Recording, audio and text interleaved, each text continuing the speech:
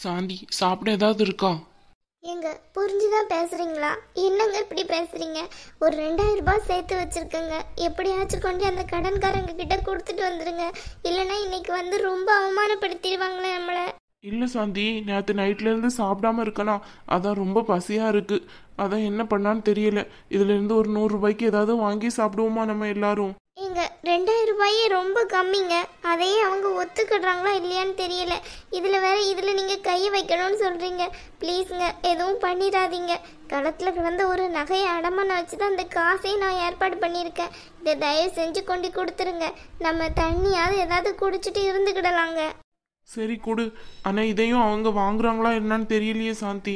1,00,000க்கு 2000 ரூபாயை கொண்டு நீட்டினா யாரு தான் வாங்குவாங்க? என்னங்க பண்ண சொல்றீங்க? நம்ம நிலைமை அப்படிதானே இருக்கு. யாருக்கிட்ட போய் நிக்க முடியும்? அம்மா, அப்பா, என்னடா எங்க கிளம்பிட்ட? வேலை தேடிதான்ப்பா கிளம்பிட்டு இருக்கேன். இன்னைக்கு ஒருத்தர் பார்க்க வர சொல்லியிருக்காரு.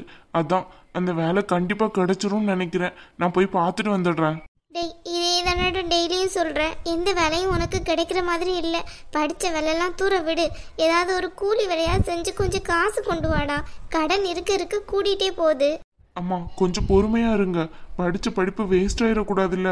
ஏண்டா, அது வேஸ்ட் ஆகுதுன்னு தான் இப்போ கவலையா கிடக்குதா? வீட்டுல சாப்பிட கூட காசு இல்லாம இருக்கும். அது ஞாபகத்துல இருக்கா உனக்கு? எல்லாம் ஞாபகத்துல இருக்குப்பா. கொஞ்சம் பொறுங்க. இன்னைக்கு அவர் வர சொல்லியிருக்காருல, கண்டிப்பா எனக்கு இந்த வேலை கிடைச்சிரும்னு நினைக்கிறேன். ஏண்டா, வட்டி கடன் வேற ஏறிட்டே போகுது. 2000 ரூபாய் தான் என் கையில இருக்கு. இன்னைக்கு அவங்க என்னெல்லாம் சொல்ல போறாங்களோ தெரியல. அதுவே எனக்கு ரொம்ப கஷ்டமா இருக்குடா. கொஞ்சம் பொறுத்துக்கோங்கம்மா.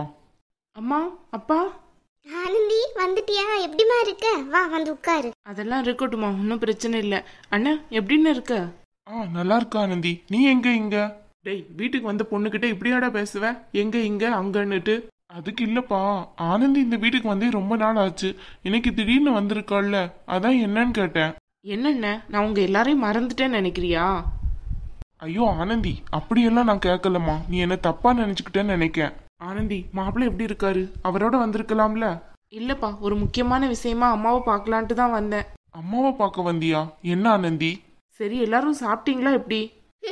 அதான் சாப்பிட்டோமே, வயிறு நிறைஞ்சு போய் கிடக்குது. நீ என்னடி சாப்பிட்டுட்டு வந்த அங்க? இன்னைக்கு அங்க பூரிமா. ஓ அப்படியா, சரி சரி. இங்க நீங்க எல்லாரும் என்ன சாப்பிட்டீங்க? நாங்க இடியப்போம். என்ன இது, இவ்வளவுமா சாப்பிட்டீங்க? ஆளாளுக்கு ஒண்ணு சொல்றீங்க. ஐயோ, அது ஒண்ணும் இல்ல ஆனந்தி. ஆளாளுக்கு ஒன்னொன்னு ஆசைப்பட்டாங்கல்ல, அதான் தனித்தனியா சாப்பிட்டோம் பாத்துக்கோ. என்னம்மா, நான் கஷ்டப்படக்கூடாதுன்ட்டு என்கிட்ட போய் சொல்றீங்களா? ஏ ஆனந்தி, என்ன இது அழுதுகிட்டு சின்ன பிள்ளை மாதிரி? என்னடி?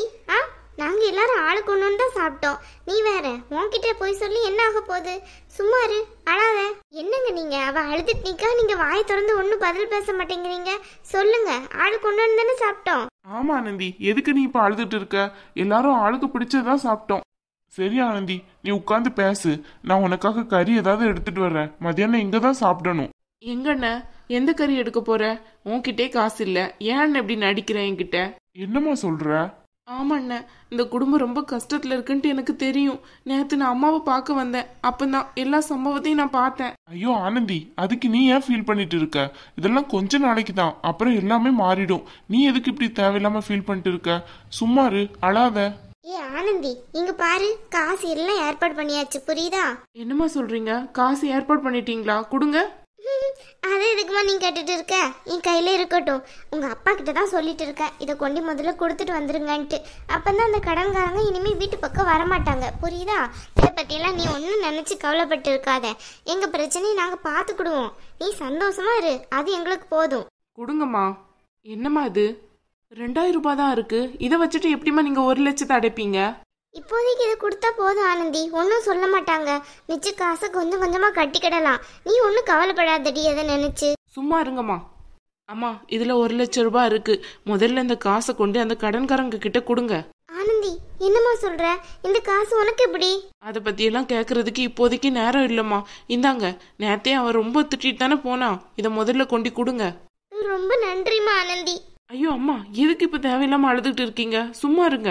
இல்ல ஆனந்தி, நீ மட்டும் இந்த நிலைமையில இல்லைன்னா நாங்க என்ன கஷ்டப்பட்டிருப்போம்னு எங்களுக்கு தெரியாது. ரொம்ப அவமானமா இருக்கு. சரிம்மா, கவலைப்படாதீங்க. அப்பா புடிங்க, இந்த காசை முதல்ல கொண்டு கொடுங்க. அம்மா ஆனந்தி, என்ன மன்னிச்சிருமா. உன் கல்யாண வாழ்க்கையில நான் ரொம்ப பிரச்சனை பண்ணியிருக்கேன். எவ்வளவோ தலையிட்டு நீ அந்த வீட்டுக்கே போகக்கூடாதுங்கிற அளவுக்கு பண்ணியிருக்கேன்.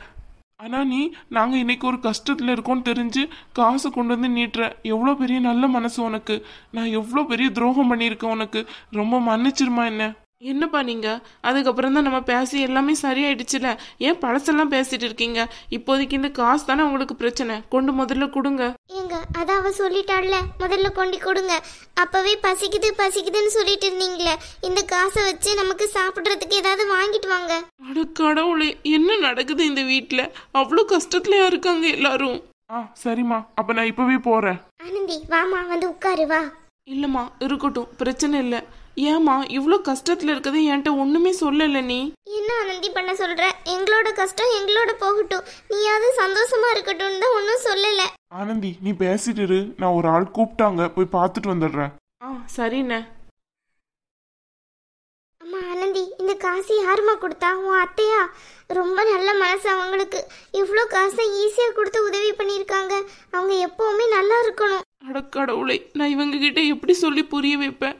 மாமா தந்த காசை அப்படியே எடுத்துட்டு வந்துட்டேன்ட்டு. ஐயோ. என்னம்மா பேசாம நிக்க? உன் அத்தையா கொடுத்தாங்க, சொல்லு. ஆமாம்மா, அத்தை தான் கொடுத்தாங்க.